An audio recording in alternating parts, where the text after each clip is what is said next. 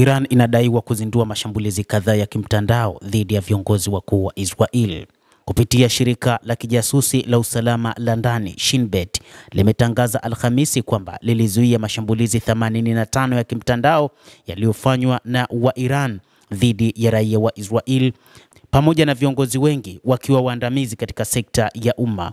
Hawa ni pamoja na maafisa wakuu wa usalama, viongozi wa kisiasa, wasomi, wataalamu wakuu wa mawasiliano, wanahabari na zaidi ya hao.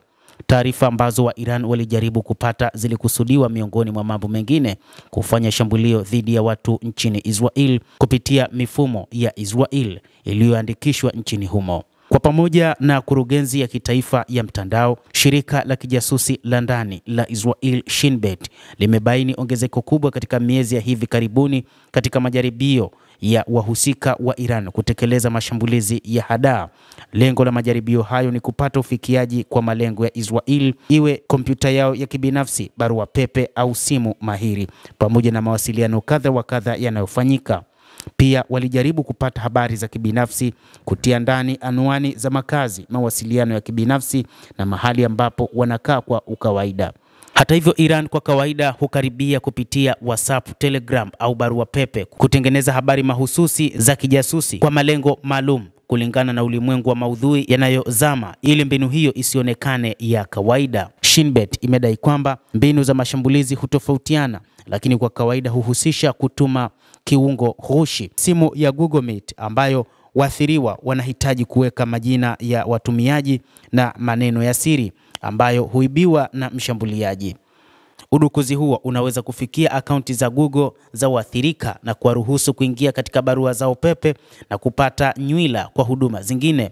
Lakini pia mashambulizi pia yanaweza kufikia eneo la mwathiriwa, picha alizohifadhi katika taarifa zake na taarifa nyingine nyeti zaidi. Mbinu za ziada za mashambulizi zimetumiwa na wavamizi wa Iran ili kupitia programu mbalimbali zinazofanywa kuwa maombi halali, pamoja na mashambulizi kupitia kupekua mafaili kwenye kompyuta kwa ajili ya kusoma au aina fulani ya idhini ambayo wangeweza kupata.